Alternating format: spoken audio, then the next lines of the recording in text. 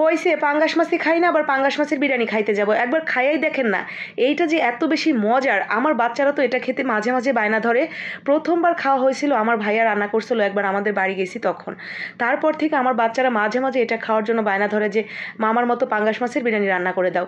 আজকে আমার বাচ্চাগুলো স্কুলে যাওয়ার সময় আমাকে বলে গেছে স্কুল থেকে ফিরেই জানি সেই পাঙ্গাস মাছের বিরিয়ানিটা পাই।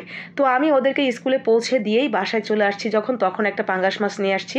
তো সেটাকে এখন এই খসখসে পাতা দিয়ে আমরা ডলে নেব। তো খসখসে পাতা দিয়ে পাঙ্গাস মাছের উপরটা ডলে নিলে একদম পরিষ্কার ঝকঝকা হয়ে যাবে, সাদা।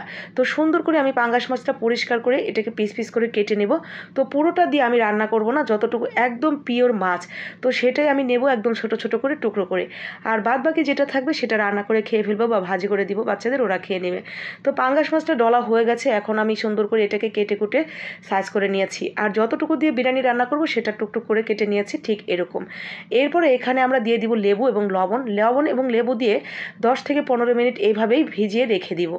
এইভাবে ভিজিয়ে মাখিয়ে রেখে দিলে এটার যে একটা ঘ্রাণ সেটা একদম খুঁজেই পাবেন না, মানে পাঙ্গাস মাছের কোনো ঘ্রাণই পাবেন না, শুধু মাংসের মতো লাগবে এটা খেতে। তো এরপরে ভেজানো হয়ে গেলে আমরা সুন্দর করে পানি দিয়ে ধুয়ে অল্প একটু লবণ, হলুদের গুঁড়া, মরিচের গুঁড়া আর সামান্য একটু লবণ দিয়ে সুন্দর করে মেখে এটাকে আমরা ভেজে নেব। খুব সুন্দর করে কড়া করে ভাজতে হবে যাতে একটু নরম নরম ভাব না থাকে, আবার পুড়ে যাতে না যায় সেটাও খেয়াল রাখতে হবে। তো আগে আমি মাছ ভাজি করেছিলাম বাচ্চাদের জন্য, তো সেটার যে তেল ছিল সেটার মধ্যে দিয়ে দিলাম। সেই মাছ ভাজার তেলের মধ্যেই সুন্দর করে দিয়ে এটাকে এপাশ ওপাশ করে সুন্দর করে লাল লাল করে ভেজে নিয়েছি। ভাজার পর ঠিক এরকম হয়েছে, এটা আমরা তুলে নিয়ে এখন এই তেলটার মধ্যেই দিয়ে দিব পেঁয়াজ এবং কাঁচামরিচ। পেঁয়াজ কাঁচামরিচ দেওয়া হয়ে গেলে এর সাথে আমরা দিয়ে দিব আদা এবং রসুন বাটা। আমি কিন্তু পরিমাণে একটু বেশি দিয়েছি, তো আদা এবং রসুন বাটাটা একটু পরিমাণে বেশি দিবেন। এরপরে তেলের উপরে একটু নাড়াচাড়া করে আমরা এখানে দিয়ে দিব বিরিয়ানির মশলা। নর্মালি যে রাঁধুনি বা অন্যান্য যে কোম্পানির বিরিয়ানির মশলাগুলো থাকে বাজারে কিনতে পাওয়া যায়, তো সেই রেডিমেড বিরিয়ানির মশলা থেকে আমি এখানে 2 চামচের মতো ব্যবহার করেছি। এরপরে এখানে একটু পানি দিয়ে মশলাটা খুব ভালো করে কষিয়ে নিতে হবে। একটা তেজপাতা দিয়ে দিলাম আর দিয়ে দিব সেই মাছগুলো দিয়ে এখন ভালো করে কষিয়ে নিব কিছুক্ষণ অল্প একটু পানি দিয়ে। পানিটা দিলে মাছের মধ্যে মশলাটা সুন্দর মতো চলে যাবে আর মাছটাও নরম হয়ে আসবে, খেতে ভালো লাগবে। তো সামান্য একটু পানি দিয়ে আমরা এটাকে কষিয়ে নিচ্ছি কয়েক মিনিট কষানো হয়ে গেলে যখন একদম গামাখা হয়ে আসবে, তেলটা উপরে উঠে আসবে, ঠিক তখন আমরা এখানে দিয়ে দিব চিনি গুঁড়া চাল।